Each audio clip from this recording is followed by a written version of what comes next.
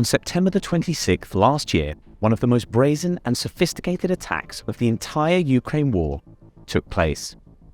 But it didn't take place in Ukraine or in Russia. Instead, the attack was carried out more than 800 miles away from the front lines in international waters at the bottom of the Baltic Sea. It was near the Danish island of Bornholm, 260 foot underwater, that a series of explosions tore open 3 of the 4 lines that make up the Nord Stream 1 and 2 gas pipes. Ukraine and its allies were quick to point the finger of blame at Russia, accusing Putin of sabotaging his own multi-billion-dollar pipes as a form of energy blackmail. Moscow denied everything, at first accusing the UK and then the US of blowing up the pipelines as a way to punish Russia over the war. But what nobody seems to have considered is that Ukraine or its supporters may have blown up the pipes, at least until now.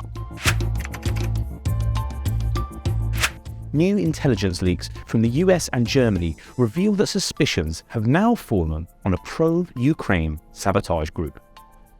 A flurry of reports last week said investigators have identified 6 saboteurs, 5 men and a woman, who could have planted the explosives on the pipelines sometime in early September. Leaks to the German press suggest the group planted the bombs using a yacht rented from a Polish firm which is owned by 2 Ukrainians.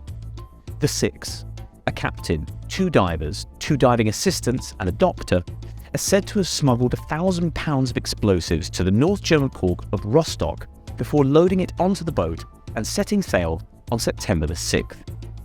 Investigators say the vessel was spotted the following day heading towards the area where the blasts took place, and again a few miles past the blast zone at an unspecified later date. Sometime after that, the boat was returned to its owner. It is not clear exactly when or how Germany identified the yacht, but what we do know is that police were sent to search it in late January this year. Officially, the government has not said anything about what was found on board, but German media now says traces of explosives were discovered in the cabin. German detectives say the group used professionally forged passports to rent the boat, and the true nationalities of the suspects are unknown. But American spies believe the group was made up of either Ukrainians, Russians, or a mixture of the two. They say the group is pro-Ukrainian, anti-Putin, discussed attacking the Nord Stream pipes months before the blast took place, and tried to rent boats from several nearby countries, including Sweden.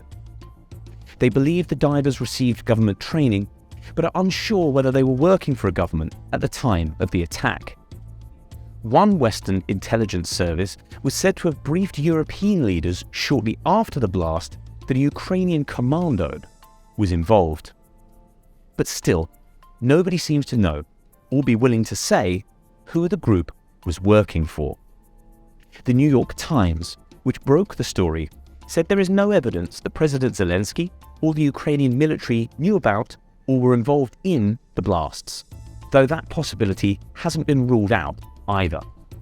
Likewise, German newspaper Die Zeit says investigators have not been able to establish who ordered the attack.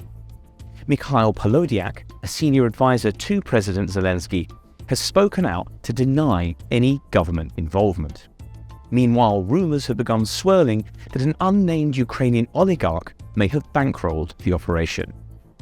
Russia has dismissed the leaks as disinformation, despite them shifting suspicion away from Moscow. When the blast took place, Ukraine was discounted as a suspect because the attack was considered too sophisticated for Kiev to have carried out. Instead, suspicion fell on Russia, which has a fleet of sabotage submarines stationed nearby, and the US, because Joe Biden had pledged to end Nord Stream 2.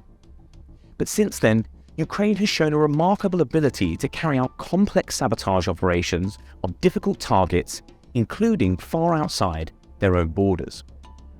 Ukrainian special forces are widely believed to have been behind the attack which partially destroyed the Kerch Bridge linking Crimea with mainland Russia last year.